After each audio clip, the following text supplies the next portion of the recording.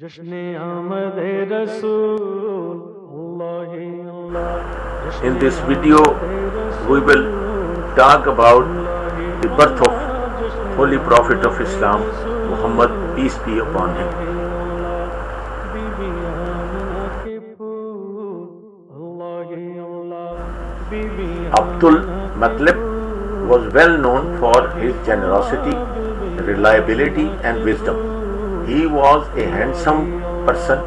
He had many wives, but only Allah one son. His cousin Umayyah was the head of the clan of Abu Shams. He was blessed with many sons. Abdul Matlab prayed that if Allah would bless him with 10 sons and let them all grow to manhood, he would sacrifice one of them at the Holy Kaaba for Allah.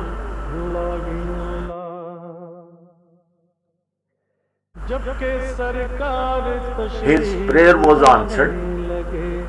He was blessed with 9 more sons. When all his sons were grown up, his woe began to dominate his thoughts. Abdullah was the one he loved most. He was endowed with remarkable beauty. Abdul Matlab was a man of his word. He gathered his 10 sons together and told them of his pact with Allah and called on them to help him to keep his word.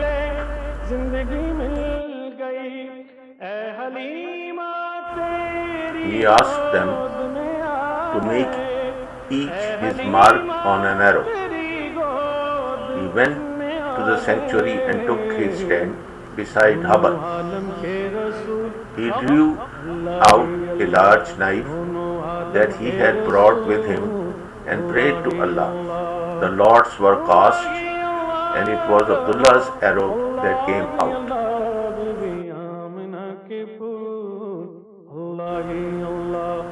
Fatma, the mother of Abdullah, was a woman of Quraysh.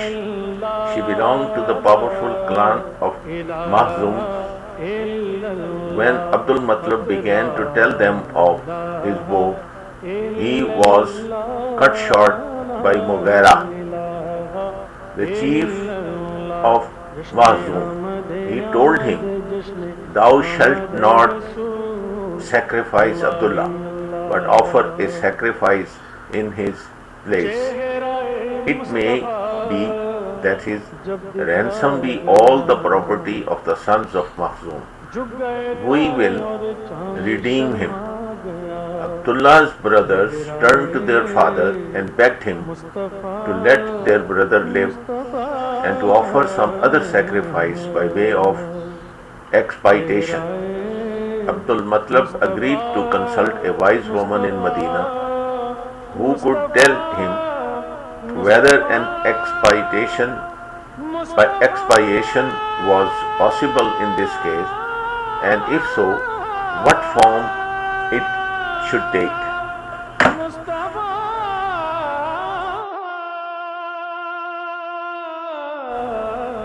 Abdul Matlab left for Makkah and offered sacrifice of 100 camels in the name of Allah in place of his son. Years later, when Abdullah's only son Muhammad, may Allah bless him and grant him peace, was blessed with prophethood, and the Holy Quran was revealed upon the Prophet, Allah fixed the number of camels to 100 as diyat, the blood money for the murder of a human being, on the provision that it should not have been planned deliberately on tribal grounds.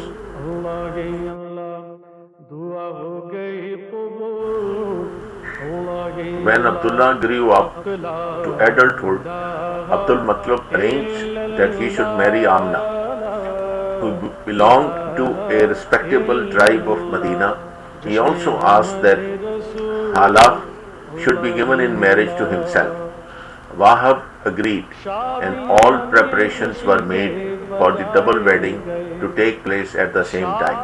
On the appointed day, Abdul Matlab took his son by the hand and set off for the dwellings of the Bani Zuhra, where the weddings were to take place.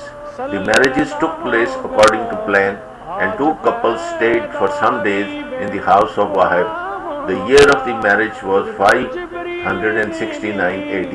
ये ना किया फिर तो जिब्रील ने भी ये ना Abdullah had gone for trade to Palestine and Syria with one of the caravans, and on his way home he had lodged with his grandmother family in Medina, and there he had fallen ill. His wife Amina was conscious of a light within her, and one day it shone forth from her so intensely that she could see the castles of Basra in Syria. She heard a voice say to her, "Thou carriest in thy womb the Lord of this people, and when he is born, say, I place him beneath the protection of the one from the evil of every envier. Then name him Ahmad. May Allah bless him and grant him peace." Some weeks later, the child was born. Amna was in the home of her uncle at that time.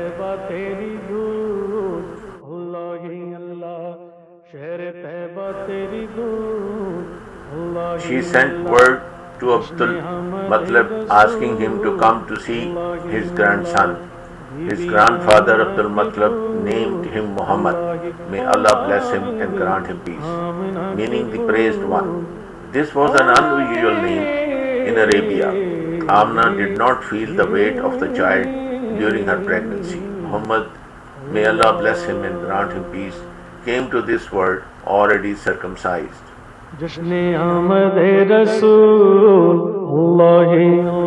After the birth of Muhammad, may Allah bless him and grant him peace, his head was shaved, as was the custom, and gold equivalent to the weight of his hair was given in alms to the poor. Though this weight was not much, the Quraysh were strict observers of this tradition. If anywhere in the world you observe this custom of charity, consider it the same tradition initiated by the Arabs.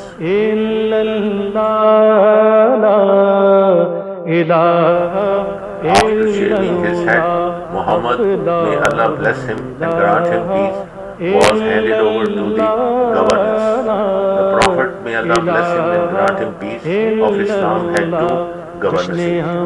One has been seldom mentioned in history, possibly because she was the Khanis or servant of prophets. May Allah bless him and grant him peace, uncle Abu Lahab. Abu Lahab is considered very detestable, for he was one of the greatest enemies of Islam. He did all he could to cause harm to the Prophet. May Allah bless him and grant him peace, his followers and his work. Mustafa क्या मिले जिंदगी Of Abu Lahab, it is said in the Holy Quran, praise the hands of the father of flame, perish he. No profit to him from all his wealth and all his gains. Burned soon will be he be in a fire of blazing flame. His wife shall carry the crackling wood as fuel. A twisted rope of palm leaf fiber round her own neck. Surah Lahab, verse 1 to 5.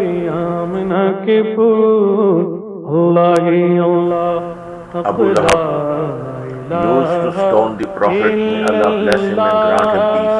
The stone would hit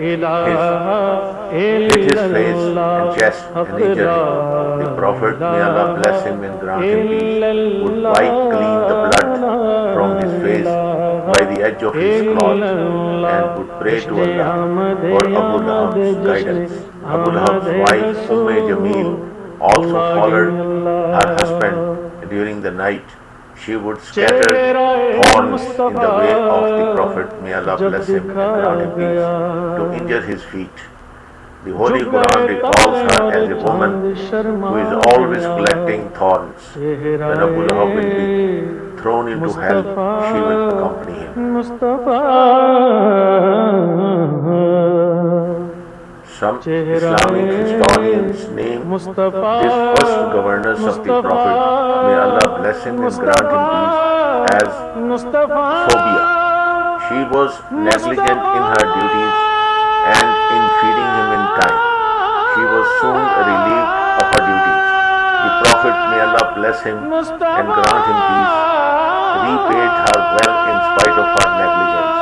When he had grown up, he bought her from Abu Lahab to be free. When the need for another governess arose, a group of women belonging to Banu Sa'd tribe had entered Mecca. These women, within few hours, took the children in need of breastfeeding with them back to the desert. But none, knowing Muhammad, peace be upon him, and grant him peace, may Allah, to be an orphan, accepted him. Only one woman named Halima Sadiya consented to take him.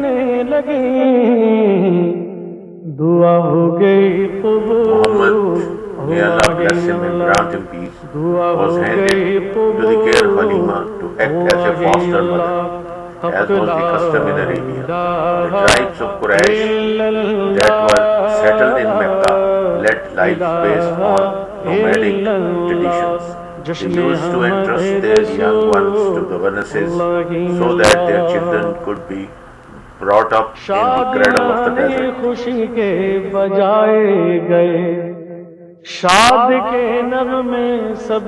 This custom had two reasons. Firstly, the climate of Mecca at that time was not favorable to the growth of the children, and many would die young.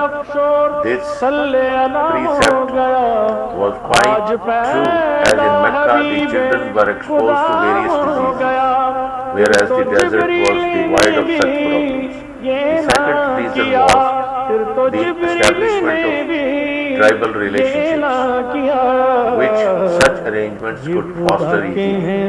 Governesses would keep children from different tribes along with their children in their homes. Such infants, being fed by the same breast, would grow up like foster brothers. This relationship was so sacred that often foster brothers were considered real brothers in many matters.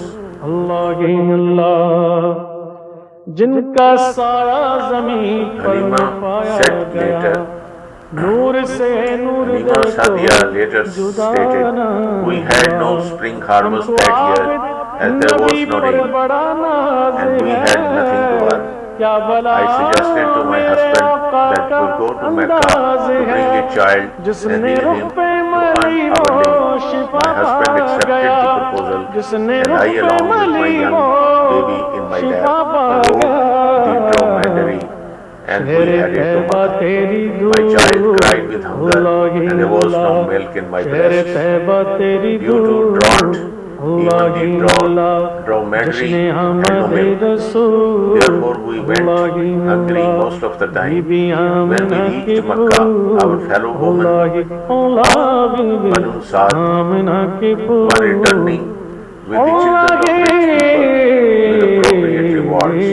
We could not have a baby from a well-off family.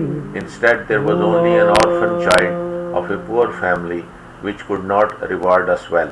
जश्ने आमदे रसूल अल्लाह अल्लाह जश्ने आमदे रसूल Instead of returning empty-handed, I thought it better to take him with us, thinking he might be able to acknowledge us when he grows up.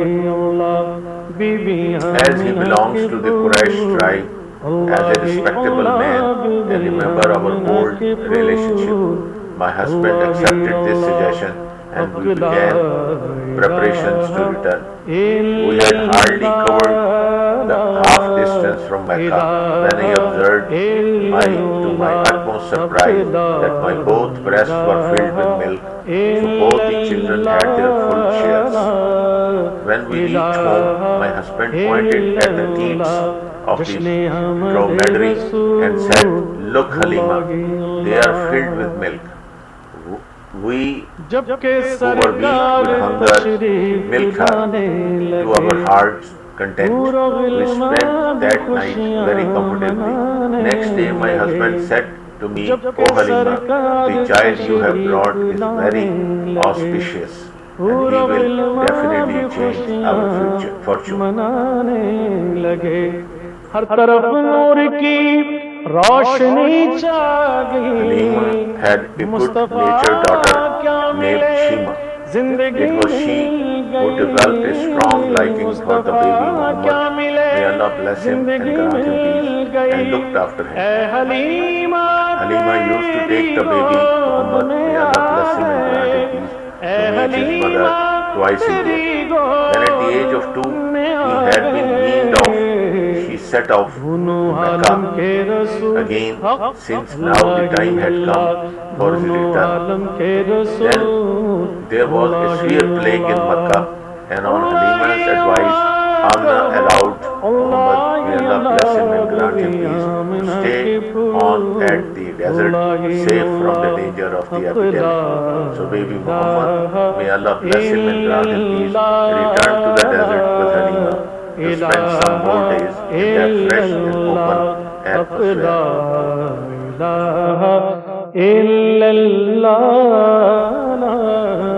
Of those early days and the prophets, may Allah bless him and grant him peace, childhood, Halima says, he did justice right from the beginning.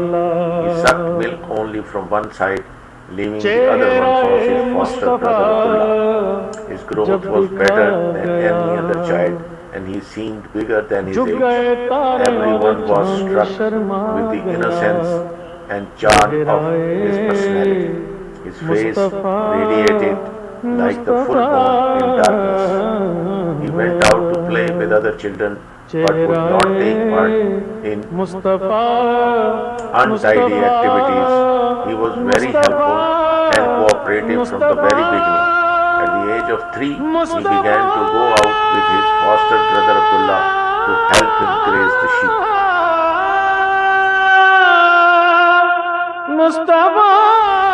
Muhammad, may Allah bless him and grant him peace, would later in his life herd the sheep of his tribe and other Makkans. At these times, he would ponder over the purpose of human life and meaning of the universe. Later, he used to make proud references to those wonderful days and thank Allah for his enriching experiences. देख कर मुस्कुराने लगी हवा मरियम भी When Muhammad, खुशियां may Allah bless him and मनाने grant him लगी peace, reached the age Amna of 3, Bibi Halima सबसे thought it best to return ये him कहने to his mother. लगी Taking him along, दुआ हो she गई arrived in Makkah, कबूल but in the congested streets, somehow lost हो him. गई कबूल Extremely distressed, she rushed to the chief, Abdul Muttalib, and reported the matter to him. Abdul Muttalib was taken aback and praying for the speedy recovery for the lost child. He dashed to the holy Kaaba. Hardly had he reached there when Warqa bin Nafil and another youth of Quraysh met him. They were carrying Muhammad, may Allah bless him and grant him peace. They said that they had found him wandering in the streets of Makkah. Abdul Muttalib thanked them. He perched Muhammad, may Allah bless him and grant him peace, on his shoulder and started going round the holy Kaaba, praying for the health and safety of his grandson. After a while, he sent the child to his mother, who was anxiously awaiting his return.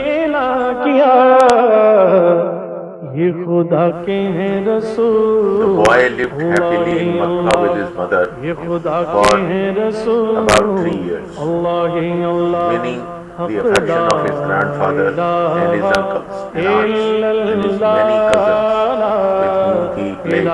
Particularly dear to him were जश्न अहमद रसूल Hamza, Allah he Rahmatullah alayh, and Safiya, जिनका साया the children ज़मीन of पर न पाया Abdul गया Muttalib. Last marriage that had taken place on the same day as that of Muhammad may Allah bless him and grant him peace, नबी पर parents. बड़ा Hamza नाज Rahmatullah है was क्या his age, भला Safiya a little आका younger.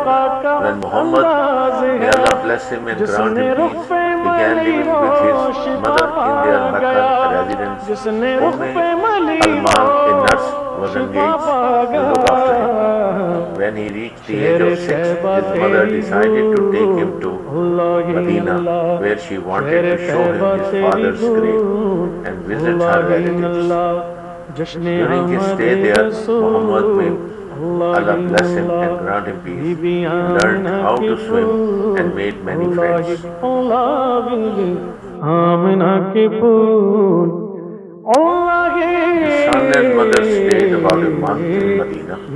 On their way back to Mecca, at Abwa, Amina, already weakened from the journey, fell seriously ill and died. It was customary in Arabia that close relatives would fall into continuous conversation with the dying loved one to give him comfort from the fear of death.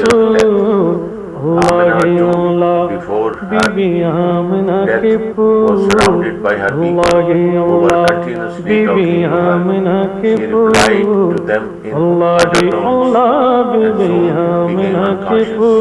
When the young Muhammad, may Allah bless him and grant him peace, saw his mother in this state, he put his head on her bosom and whispered plaintively, Mother, mother, why don't you answer? But the noble soul had parted for good.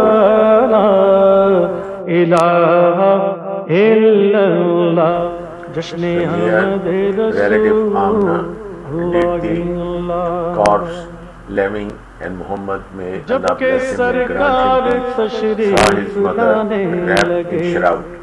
She was buried in the graveyard at a village named Abwa. The grave of Amna is at the top of a mountain and the village is at the foot of the valley. The graves were dug on higher ground to avoid the bodies from being washed away by the flood waters and rains. In 1995, I have visited the grave of Muhammad. May Allah bless him and grant him peace. Mother. From Medina, I traveled to Badr, which is around 140 kilometers. From Badr, I went to Mastura, which is about another 70 kilometers. From Mastura, I drove by jeep right through the heart of the desert till I reached the village of Abwa, where I found the grave unattended by any Awqaf authority. The grave was well maintained and the earth around was clean. I had reached the grave just before midnight. It was 14th of the lunar month and the full moon had lit the vast lands of the desert with its majestic light. For me, it was a soul-stirring event. जश्न आमद जश्न आमद It was customary to bury the dead in a pyre. Wood was scarce in Arabia and extremely expensive. Thus Amna was buried without a pyre. After the burial of Amna, people noticed on their way back that Muhammad, may Allah bless him and grant him peace, was not with them. When they returned to the graveyard, they found him sitting beside her mother's grave, uttering, Mother, mother, where are you? Why don't you come home? Can you not see I have none but you in this world?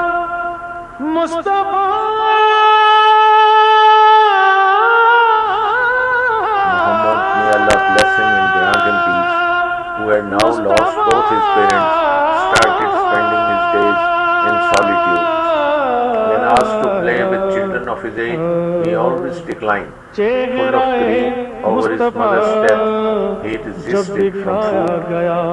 Nurse Umm Aman, endeavoring her utmost to console him and drive away his tears, somehow managed to take him back to Mecca and handed him over to Abdul Matlab, his मुस्कुराने paternal लगी, grandfather. हवा मरियम भी खुशियाँ मनाने लगी, आमना बीबी Abdul Matlab was an सबसे old man of ये 108 कहने years लगी, and used to live in Mecca. दुआ He took हो Muhammad, गई may Allah bless him कबूल, and grant him Allah peace, he to his Allah, home and दुआ cared हो for गई him for 2 years. कबूल, Abdul Matlab Allah he became Allah, so fond of his हक़ grandson that he took him everywhere.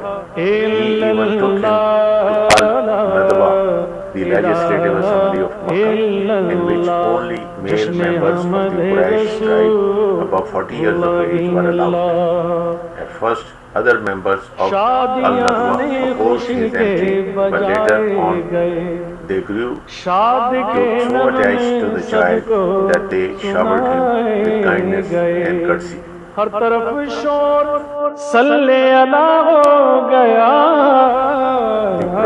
हर तरफ शोर May Allah सल्ले bless him and अला grant him हो peace. गया, आज Infancy was पैदा marked with Habib tragedy. He खुदा lost his हो grandfather गया, when he was फिर तो only 8. जिब्रील ने भी When Abdul Matlab died ये at ना the किया, ripe age of फिर तो 110, जिब्रील ने Abu भी Talib, who was his ये ना uncle, किया, took him under his care and became his new guardian. Abu Talib had a son named ये खुदा के हैं Talib. रसूल, In Arabia, people were named after their progeny. Abu Talib meant father of Talib. Abu Talib's real name was Manaf.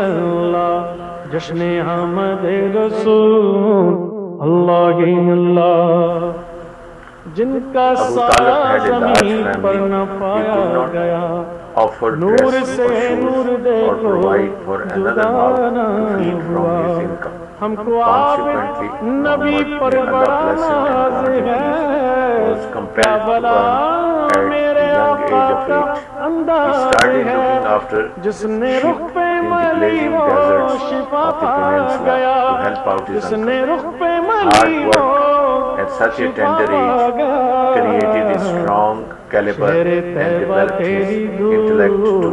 It later enabled him to bear Shere the Taiba burden of तेरी prophethood. दूर, When he took sheep and cattle for grazing, जश्न he used to Ahmad be रसूल, thoroughly engrossed Allah he in meditation and deep thought. The desert is a place par excellence for such training. आमना के फूल,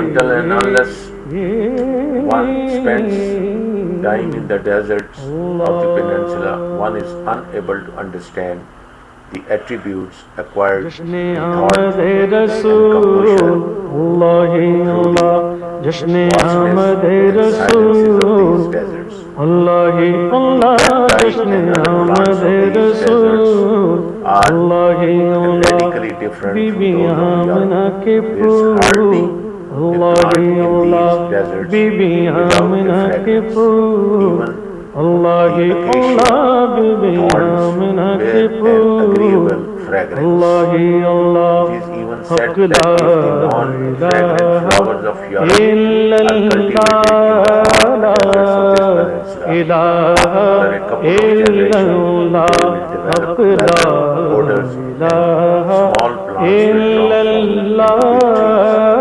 trees. May Allah bless him and grant him peace and the जश्न sheep Ahmad for grazing every रसूल, morning. He would Allah remain out in the desert till evening. He often जब के सरकार तशरीफ लाने लगे, पूरा गिलमा भी खुशियाँ मनाने लगे, जब के सरकार तशरीफ लाने लगे, पूरा गिलमा भी It is खुशियाँ said that orphans mature early intellectually and become conscious of the world at a greater pace than other children. They neither have a shoulder to cry on or emotional support, nor anyone to remove the shade of grief from their faces. They have no parents to buy clothes or shoes for them. Even at festive occasions, like I Eve, Halima no one embraces तेरी an orphan गोद or bestows में kiss uh on his forehead. An गए orphan दोनों who is Alam made के to रसूल labor at the age of 8 Allah he Allah becomes well aware दोनों of the Alam bitter के रसूल realities of life. He Allah does he not trust Allah anyone but Allah his he judgment. He has no Allah choice Allah but to he find his way Allah out of the maze Amna of के hardships. Fool It is Allah he understandable Allah that the Prophet, La may Allah bless him and grant him peace, infancy was marked with periods of contemplation and meditation, extreme hardships, loneliness, and sense of responsibility. All this made Muhammad, may Allah bless him and grant him peace, solemn and understanding. This can also explain that when he was only 12, his uncle Abu Talib decided to take him along on a great mission to Syria. जब दिखाया गया झुक गए Like तारे the और nobles of चांद Makkah, Sharma Abu Talib too was a trader by profession. It was customary with Quraysh to undertake a trade journey to Syria once a year. On one such journey, the caravan of Abu Talib landed near the city of Basra in Syria, close to the monastery of a hermit named Bahira.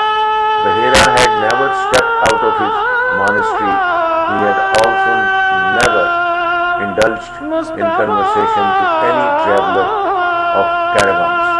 But that day he stepped out of his hermitage. He saw a caravan approaching near his hermitage. He particularly observed a small, low-hanging cloud moving slowly above the heads of the caravan people.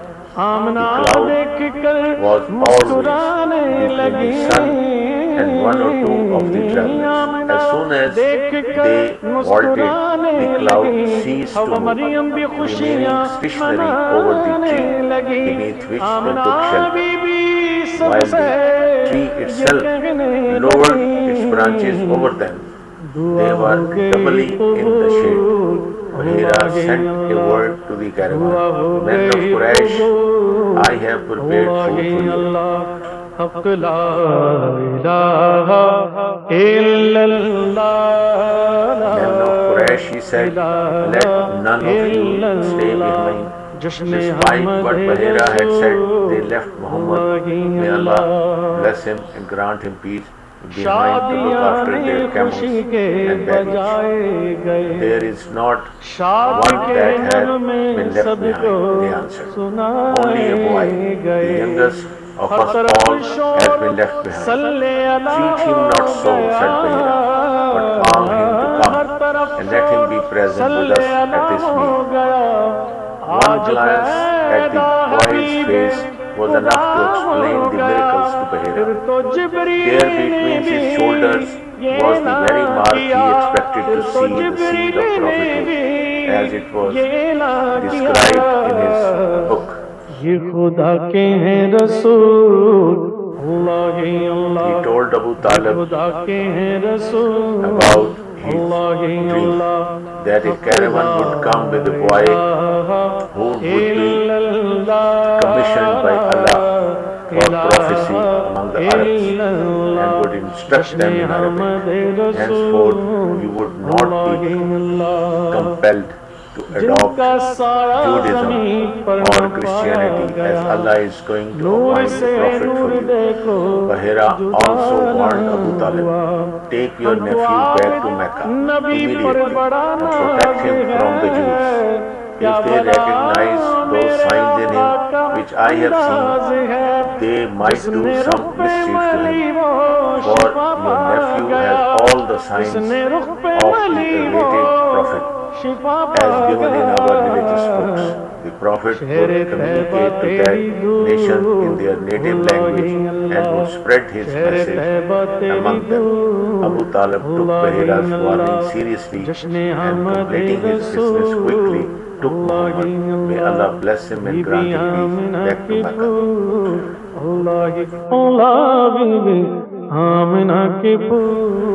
In Syria, Bahira means a paragon of beauty or genius. Or the old sage Bahira was stated to be the embodiment of Christianity.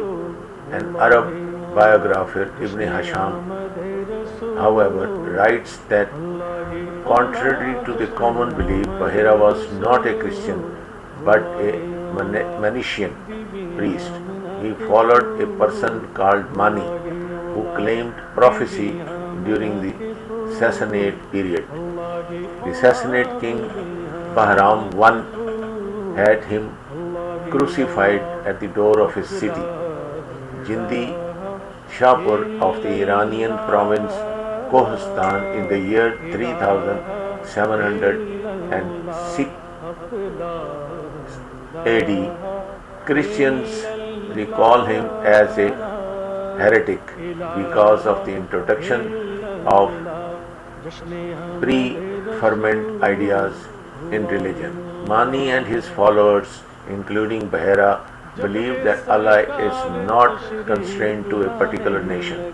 Rather, He is for every nation of the world, which in turn is His creation. He may send His prophets to any nation as He pleases.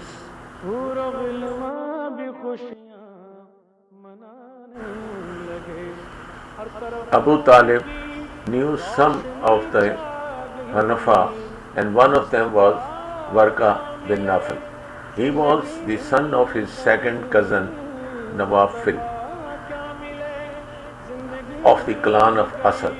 Warqa had become a Christian, and there was belief among Christians of those parts that the coming of a prophet was imminent. Abu Talib was convinced that his nephew, therefore he wasted no time to return to Makkah. The first war in which Muhammad, may Allah bless him and grant him peace, took part was the war between the tribe in the south of Mecca and an alliance of 10 tribes of Quraysh. The reason was that the former tribe had broken its contract of no war during the months when it was strictly prohibited. The economic sustenance of the Meccans depended on conducting business at the marketplace of Ukaz. If the contract of forbidden months was not enacted, then people would neither come for pilgrimage nor for the Ukaz fair, where trade was conducted.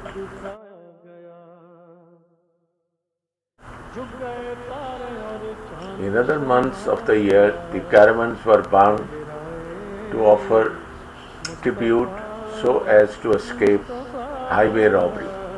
During the month of Haram, none had the right to receive tribute, and if someone broke the contract, the Quraysh tribes were always prepared to fight back against the transgressors.